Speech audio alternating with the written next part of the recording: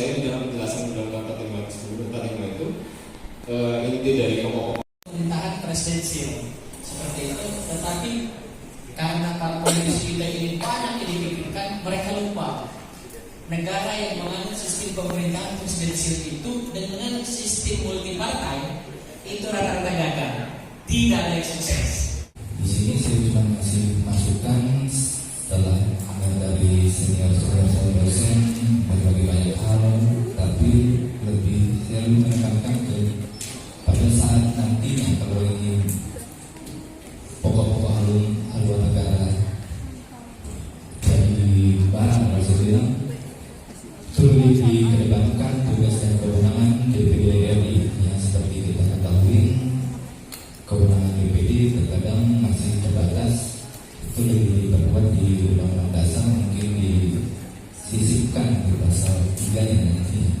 Ketika beberapa anggota MPR itu menggaung-gaungkan pokok haluan negara dihidupkan kembali karena merujuk pada GBHN atau keberhasilan GBHN itu. Saya pikir itu harus ada suatu penelitian yang lebih dalam. Sudut pandang hukum internasional itu ada namanya teori kedaulatan. Jadi kita bisa berdiri sendiri dengan sesuai kondisi negara kita sendiri. Nah, baik apakah memang kita terapkan presidensial atau parlementer, itu kondisi kita yang menentukan seperti itu. Nah, tetapi permasalahannya ini kan MPR sama DPR ini saling tarik menarik. Banyak isu yang bilang saya harus katakan hari ini. Jadi mumpung ada perwakilannya. Jadi ketika lembaga tinggi negara ini disamakan, jadi supremasi hukum tertinggi itu hilang. Nah, ini untuk mengembalikan marwahnya MPR menjadi suatu lembaga tertinggi. Ini kan dalam tanda kutip ada dilema perlawanan antara sistem parlementer dan presidensial itu sendiri. Penggagas reformasi kita terlalu asik bertempur memperebutkan kekuasaan, sehingga kita lepas kendali terutama dalam bidang hak asasi manusia.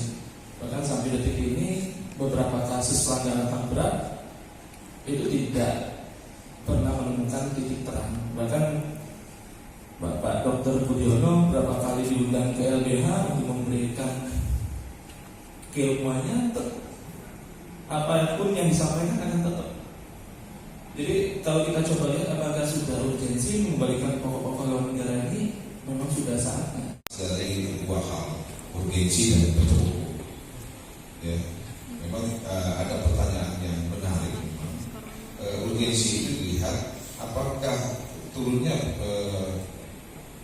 pertumbuhan ekonomi Indonesia, terus Indonesia yang tertinggal dari negara-negara tetangga itu apakah karena tidak adanya haluan negara?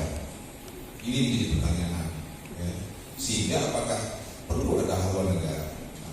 Pertanyaannya, zaman canggih yang tadi sudah disampaikan oleh Pak Bastian, apakah zaman Soeharto itu harus ada riset penelitian? Apakah karena ada haluan negara? Apakah karena leadership?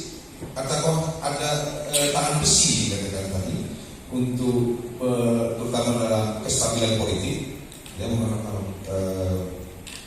untuk supaya pembangunan bisa berjalan. Ini juga perlu ada jawaban supaya jangan kita ketika kita merubah sistem lagi,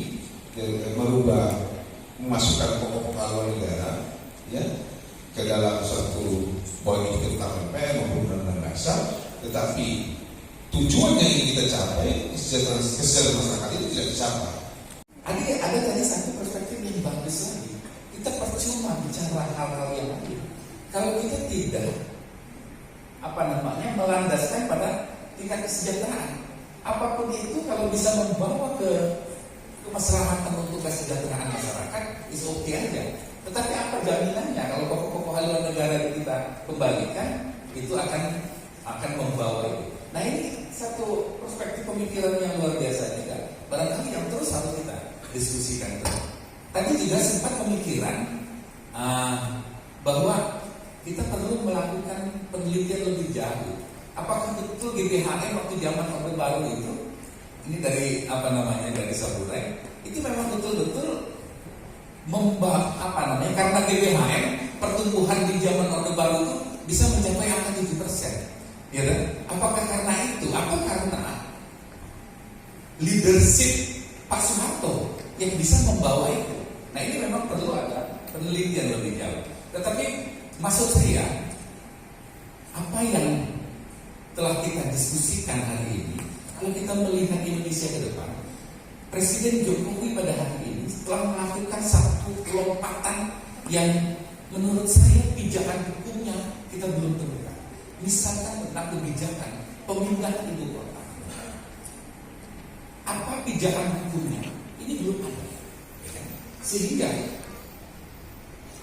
hari ini di dalam APBN 2020 itu belum tercermin karena Kementerian Keuangan tidak berani menempatkan Rp1 pun anggaran untuk ibu kota negara ini karena memang landasan alas hukumnya belum ada.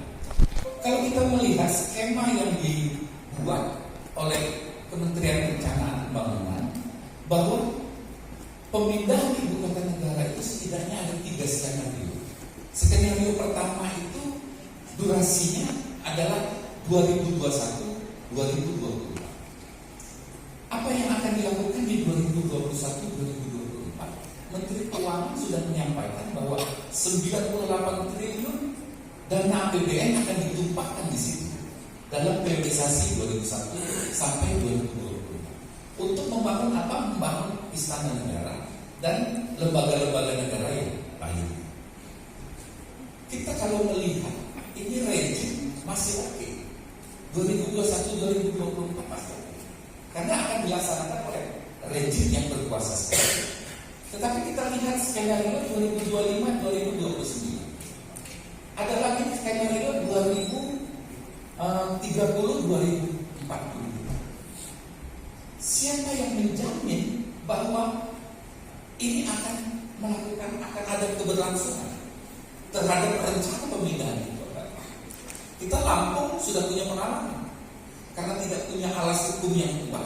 Pemerintah berikutnya tidak mau melanjutkan pemindahan ibu kota provinsi. Apakah nasib ibu kota negara itu akan begitu? Nah, di sini barangkali kita perlu peraturan di atas undang-undang. Karena apa? Karena kalau undang-undang rejim berganti, dia bisa perpu undang-undang. Ya, ini. Nah, oleh karenanya itu urgensi terhadap pokok-pokok haluan negara ini memang kita dalam diskusi kita ini masih kita mencari bentuk hukumnya itu bagaimana, ya kan? Bentuk hukumnya. Kalau kita melakukan pendekatan terhadap pemikiran saya tadi itu tentang ibu kota negara ini bukan tidak mungkin. Ibu kota negara itu akan terbengkalai setelah kelanjutan rejim karena tidak ada payung hukum yang kuat terhadap itu. Kalau hanya didasarkan pada undang-undang, barangkali ini yang akan membuat labil ya untuk kesinambungan program negara. Barangkali itu yang yang coba saya tangkap dari pemikiran yang berkembang pada hari ini. Terima kasih.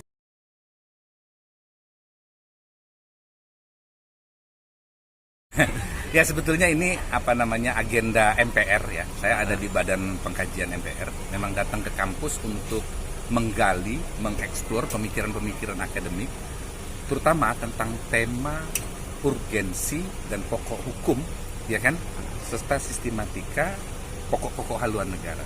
Ini yang mau kita gali dari berbagai macam kampus. Sehingga agenda MPR ke depan, karena MPR memang ditugasi oleh MPR terdahulu untuk melakukan pengkajian terhadap pokok-pokok haluan negara ini. Terus nanti juga ada diskusi-diskusi lanjutan, tetapi yang jelas hari ini saya mendapatkan khasanah karena ini adalah kajian MPR. Ini akan kita bawa di MPR. Apakah nanti akan dilakukan amandemen terhadap Undang-Undang Dasar 1445? Ini nanti tergantung dari bagaimana pemikiran-pemikiran dari berbagai macam kampus.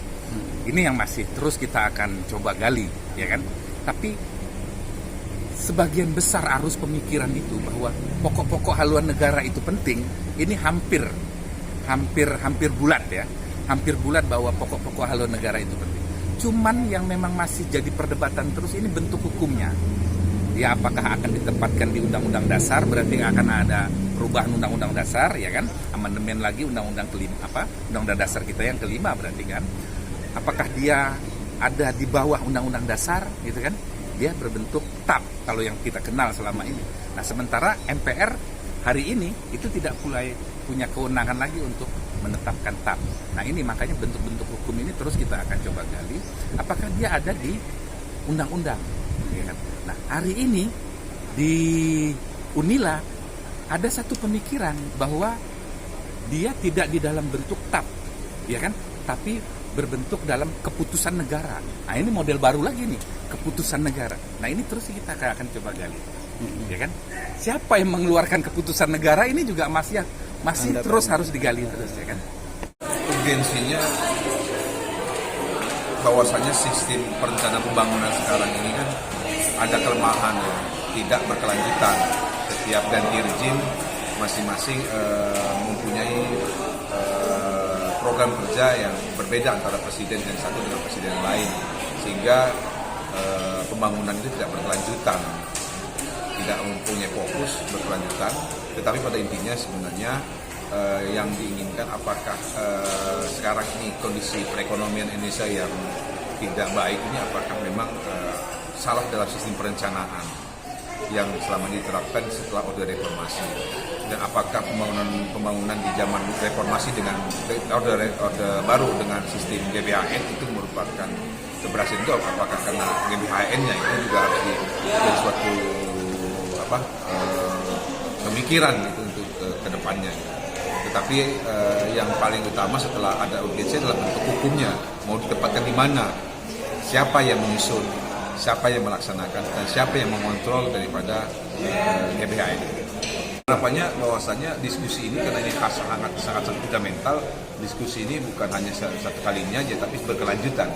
Dan kita berharap bahwasanya diskusi ini kan baik ya, artinya meminta masukan masyarakat secara luas, karena ini menyangkut hal-hal sangat fundamental dalam kehidupan bernegara dan berbangsa.